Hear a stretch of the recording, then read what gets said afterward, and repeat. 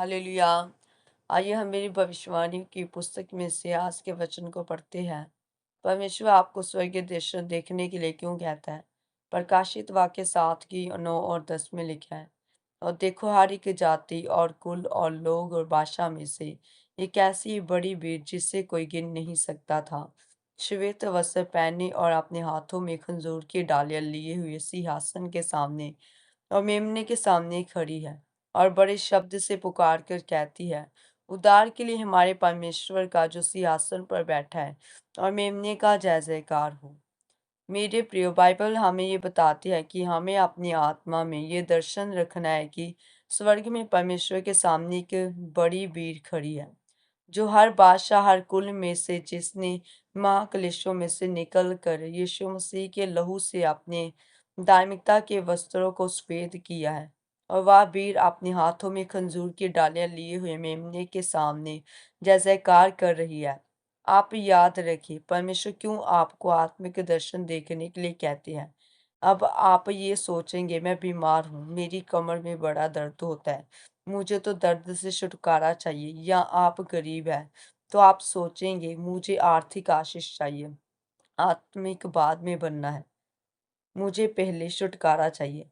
परंतु मैं आपको ये बताना चाहता हूँ कि बाइबल में एक भी चीज ऐसी नहीं है जो आपके फायदे के लिए नहीं है।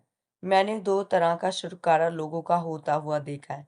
एक छुटकारा उनका होता हुए देखा है जिनको प्रभु ने उनके विश्वास के दौरान छुटकारा दिया, लेकिन उनका ध्यान आत्मिक नहीं था।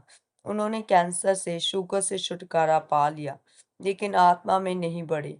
वे कैंसर से तो चंगे हो गए, वो कैंसर उनकी जिंदगी में नहीं रहा, लेकिन उन्हें और बंधनों ने घेर लिया, क्योंकि छुटकारा हमेशा नहीं रहता जब तक आप अपनी जिंदगी को आत्मिक नहीं करते।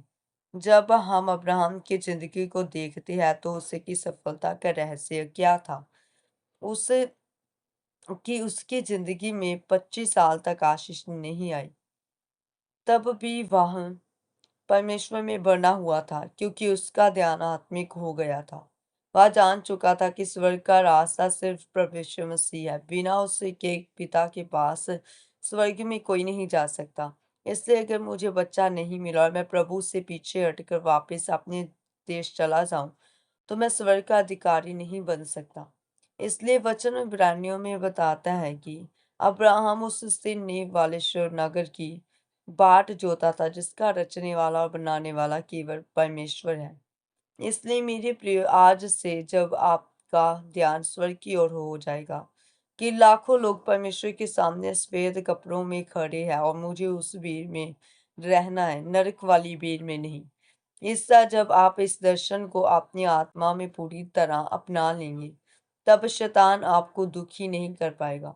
फिर अगर आपका वीजा ना भी आए, नौकरी ना भी मिले, तब भी आप दुखी नहीं होंगे, क्योंकि आपका ध्यान आत्मिक हो चुका होगा।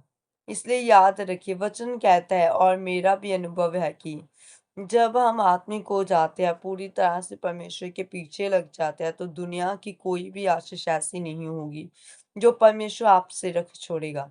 कोई ऐसी आशीष नहीं होगी जो आपके पास नहीं होगी। हर आशीष आपके पास होगी और आप अब्राहम की तरह महान होंगे। आमीन। आइए हम मिलकर अंगीकार करते हैं। सर्वशक्तिमान परमेश्वर, इस वचन के लिए मैं आपका धन्यवाद करती हूँ। परमेश्वर, मैं आज आपकी पवित्र उपस्थिति में होकर अंगीकार करती हूँ कि मैं आज से अपनी आत्मा में एक स्वर्गीय दर्शन को अपनाती हूँ और अपना पूरा ध्यान स्वर्ग की ओर रखूंगी। आप मुझे अनुग्रह दें। प्रभु यीशु मसीह के सामर्थी नाम में, आमीन।